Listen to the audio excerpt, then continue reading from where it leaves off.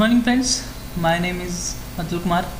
और पिछले क्लास में हमने जो है किए थे किरण के जो हम जो एसएससी में पिछले प्रीवियस ईयर में क्वेश्चंस पूछे गए हैं, तो वो हम जितने भी वो कैप्स हैं वो कवर कर रहे हैं। तो पिछली क्लास में जो है हमने पेज नंबर 461 के 20 से ज़्यादा जो कैप किए थे। तो आज हम फिर से किरण ही उसी बुक के जो पेज नंबर 461 है उसके नेक्स्ट जो 20+ वो कैब है वो कवर करेंगे। ठीक है। अच्छा, पिछली क्लास में एक वर्ड रह गया था रेडिकल। ठीक है, तो थोड़ा मैं रेडिकल के बारे में आपको बता देता हूँ। रेडिकल एक्चुअली में क्या होता है। रेडिकल ये वर्ड था अपना एक, ठीक है। थोड़ा यहाँ पे पेन नहीं चल रहा है, 1 मिनट मैं यहाँ लिख देता हूँ। रेडिकल, देखो रेडिकल का क्या मतलब होता है। रेडिकल का मतलब होता है कोई भी चीज़ जो पूरी तरह से कंप्लीट हो।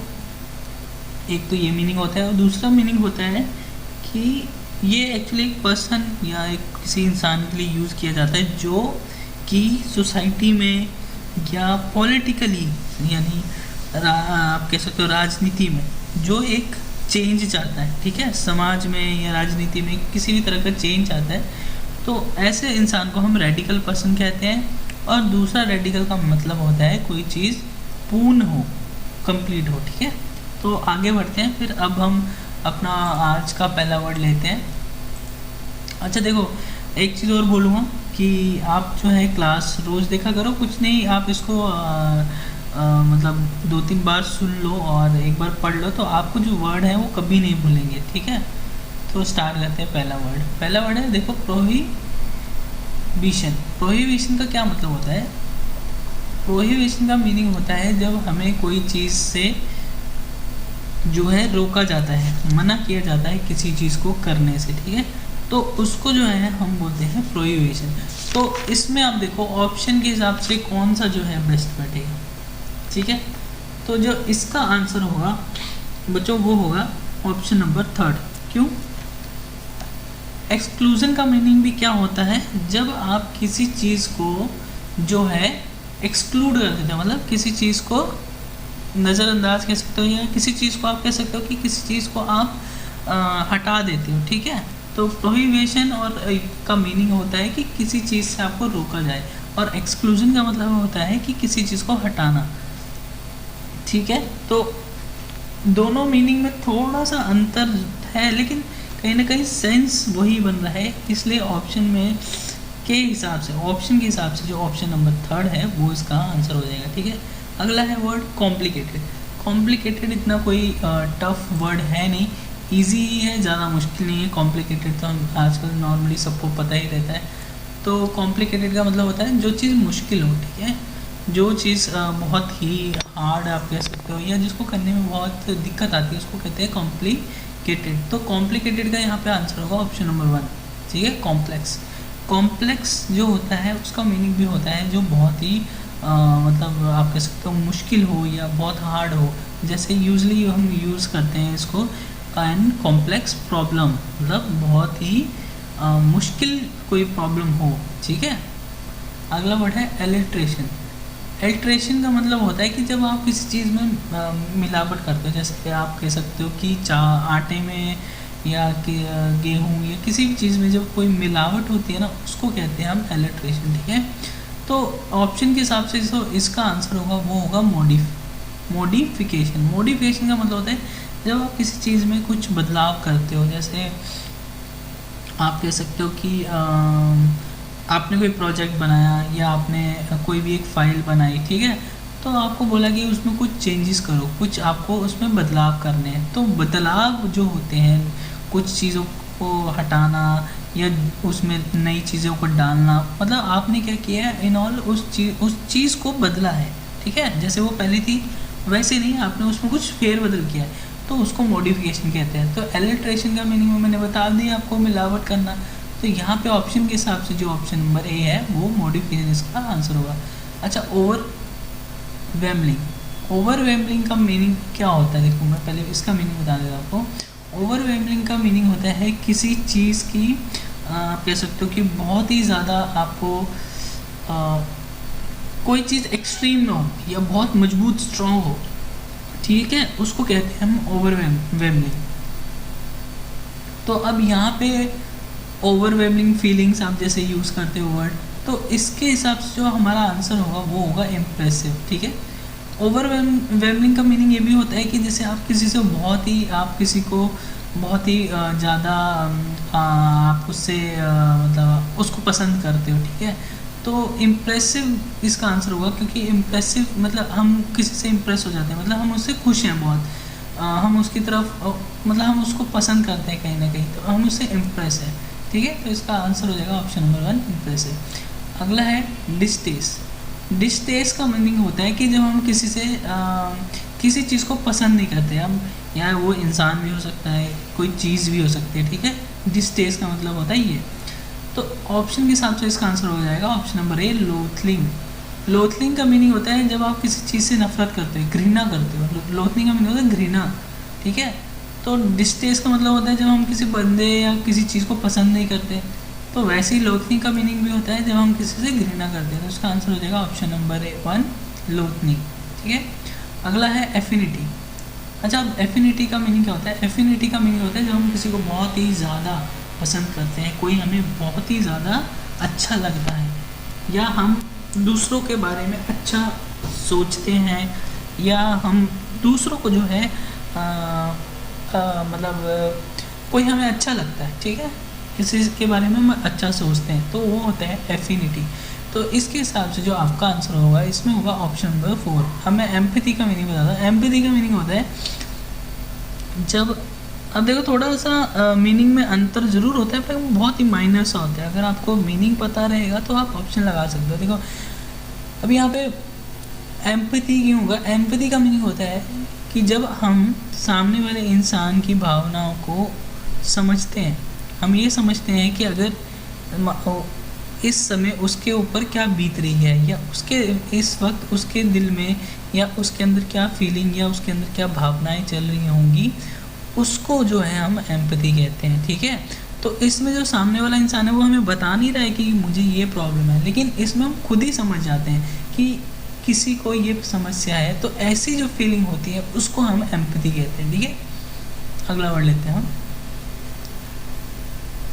रेप्लीट, ठीक है। रेप्लीट का मतलब होता है कोई चीज़ पूरी तरह से भरी हो या वो कम्प्लीटली भर जाए।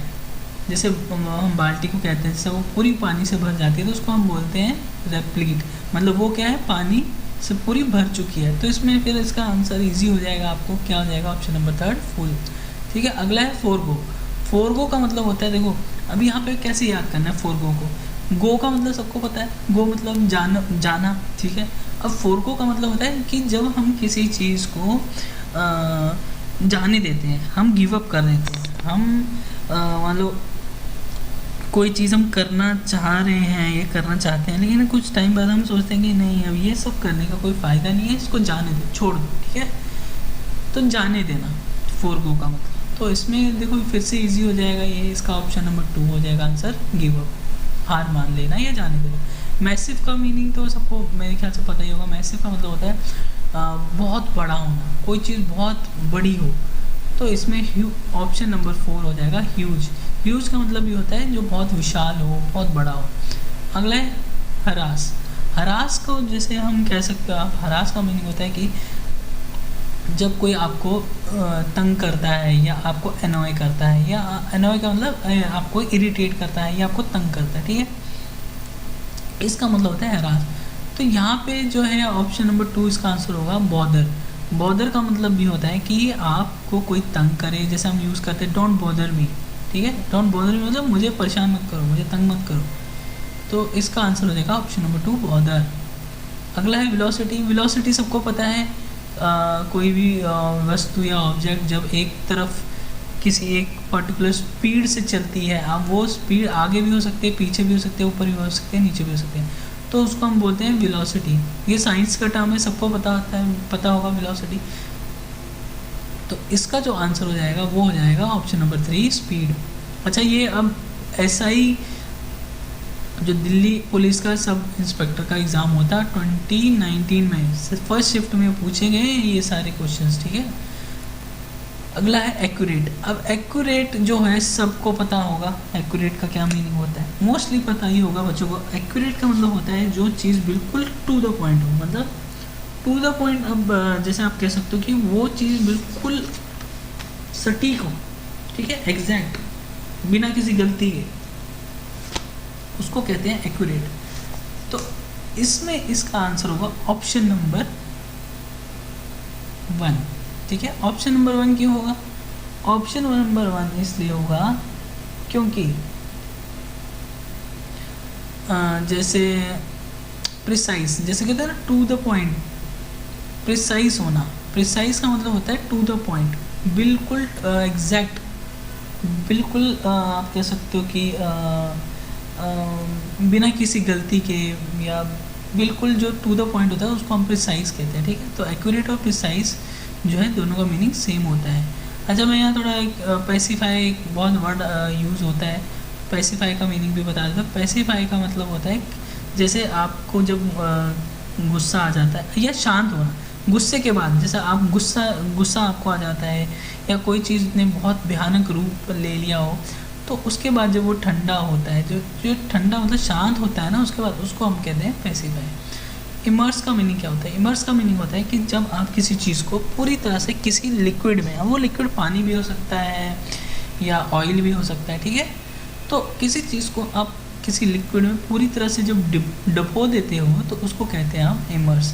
तो यहाँ पे इमर्स का जो आंसर हो जाएगा वो हो जाएगा ऑप्शन नंबर 4, सबमर्ज। सबमर्ज का मतलब होता है कि जब आप कोई चीज़ पानी के नीचे हो, जैसे आपने सबमरीन सुना होगा। सबमरीन किसके नीचे, जब पनडुब्बी जिसको कहते हैं, तो वो किसके नीचे चलती है? पानी के नीचे चलती है, ठीक है। तो इससे आप याद कर सकते हो सबमर्ज। अगला है ऑकवर्ड। ऑकवर्ड का मीनिंग होता है बहुत ही अजीब होना, या आप कह सकते हो कि बहुत ही आप कह सकते हो कि जो मतलब बहुत अजीब होना, ठीक है, मतलब जो चीज़ जिससे हम कंफर्ट ना हो, एक बहुत ही आप कह सकते हो, हिंदी में मुझे वर्ड नहीं आ रहा है इसका, मतलब जो आप कह सकते हो कि बहुत ही मुश्किल होना या बहुत ही अजीब होना, या एक आप कह सकते हो कि जिसमें आपको परेशानी हो, ठीक है, मतलब वो इसका मतलब होता है ऑकवर्ड। तो यहाँ पे जो इसका आंसर होगा वो होगा क्लमजी, ठीक है, ऑप्शन नंबर 2 क्लमजी। अब क्लमजी का मतलब क्या होता है? मोस्टली हम यूज़ करते हैं किसी इंसान के लिए। क्लमजी मतलब वो इंसान जो बहुत ही लापरवाह हो या बहुत ही ढीला हो, ढीला ढाला हो, मतलब काम ठीक से नहीं करता हो, बहुत ही लापरवाह हो, ठीक है, उसको कहते हैं क्लमजी। अब अगला वर्ड लेते हैं आप इनएप्ट। अच्छा, ये इनएप्ट का मीनिंग और ऑकवर्ड का मीनिंग और ये क्लमजी है, ये तीनों का मीनिंग एक ही जैसा होता है। इनएप्ट हम तब यूज़ करते हैं जब कोई चीज़ जो है बहुत ही ज़्यादा आप कह सकते हो कि असरदार ना हो, इफ़ेक्टिव ना हो, या आप कह सकते हो कि कोई चीज़ बहुत ही जैसे आप कह सकते हो कि जिसमें कोई स्किल ना हो। ये भी ज़्यादातर जो है किसी इंसान के लिए ही यूज़ होता है, मतलब लापरवाह इंसान होना या बहुत ही इनकम्पिटेंट का मतलब कि जिसमें कोई भी क्षमता ना हो। आप हाँ हिंदी में इसको कह सकते हो कि जिसमें कोई क्षमता ना हो या क्षमताहीन जो रहता है उसको हम इनएप्ट कहते हैं। जैसे कुछ भी काम नहीं कर सकता है, वो करता है तो बहुत ही ढीला है, मतलब ठीक से नहीं करता है। तो फिर से इसका आंसर हो जाएगा ऑप्शन नंबर 4 क्लमजी, ठीक है। अगला है इनआर्टिकुलेट। आर्टिकुलेट का मीनिंग पहले बता देता हूँ आपको। आर्टिकुलेट का मीनिंग होता है कि कोई भी इंसान जो अपनी भावनाओं को शब्दों के द्वारा बहुत ही अच्छी तरह से व्यक्त कर सकता है, उसको हम कहते हैं आर्टिकुलेट। तो यहाँ पे इन लग गया, इसका मतलब होगा कि कोई भी इंसान जो अपने जो उसके भावनाएं हैं या जो उसके आइडिया हैं उनको जो है वो अच्छी तरह से व्यक्त नहीं कर पाता है, तो इसका मीनिंग हो जाएगा इनआर्टिकुलेट। तो इसमें आंसर आपका हो जाएगा ऑप्शन नंबर 4 इनकोहेरेंट। इनकोहेरेंट का मीनिंग होता है जब कोई इंसान जो है, इनकोहेरेंट का एक्चुअली मीनिंग होता है कि कोई चीज़ जो है बिल्कुल क्लियर ना हो या उसको फॉलो करना बहुत मुश्किल हो, ठीक है। तो आप जो है इसको इनआर्टिकुलेट से जोड़ सकते हो कि जो चीज़ क्लियर ना हो, ठीक है। अगला है एंटाइस।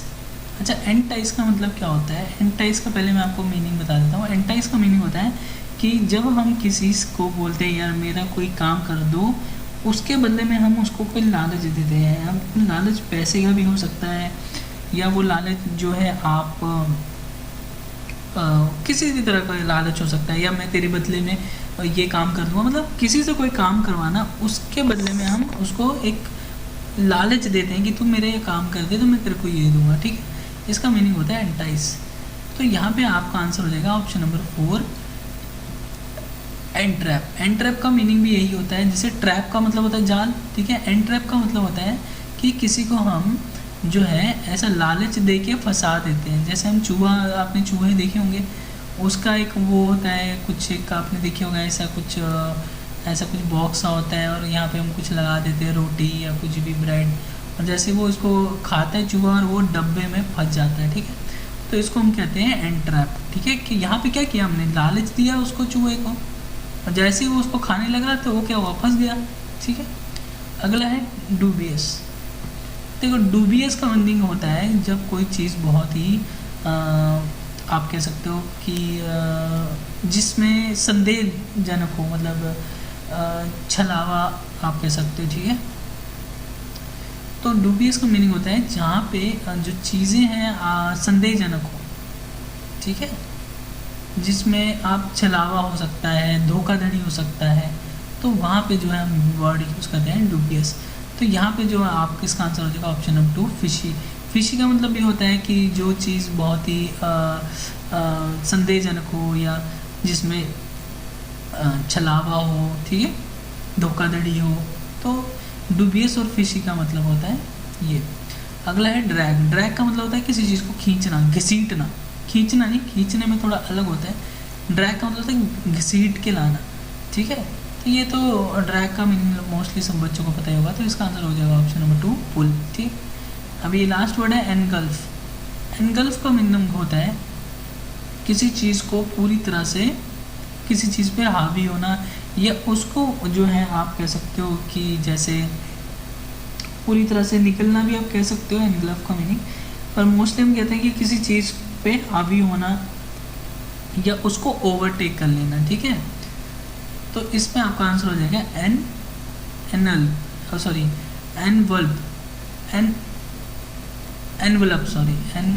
का मीनिंग भी यही होता है, जब आप किसी चीज़ को जो है ओवरटेक कर लेते हो, या उसको जो है आप उस पर हावी हो जाते हो, ठीक है।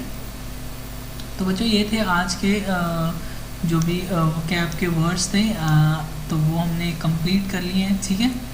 तो कल फिर से मिलेंगे। कल हम करेंगे किरण बुक का ही पेज नंबर 460 करेंगे हम।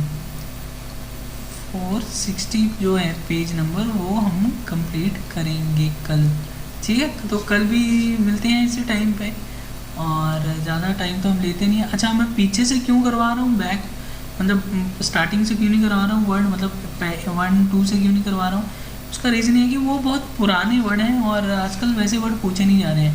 खैर, कवर तो हम वो भी करेंगे इनकेस अगर एग्ज़ाम में पूछ लिया जाए, लेकिन अभी जो लेटेस्ट ट्रेंड चल रहा है हम उसको पहले फॉलो करते हैं, ठीक है। इसलिए मैं पीछे से जो है क्वेश्चंस करवा रहा हूँ, ठीक है। तो वीडियो को यहीं एंड करते हैं। आपका दिन शुभ रहे, धन्यवाद।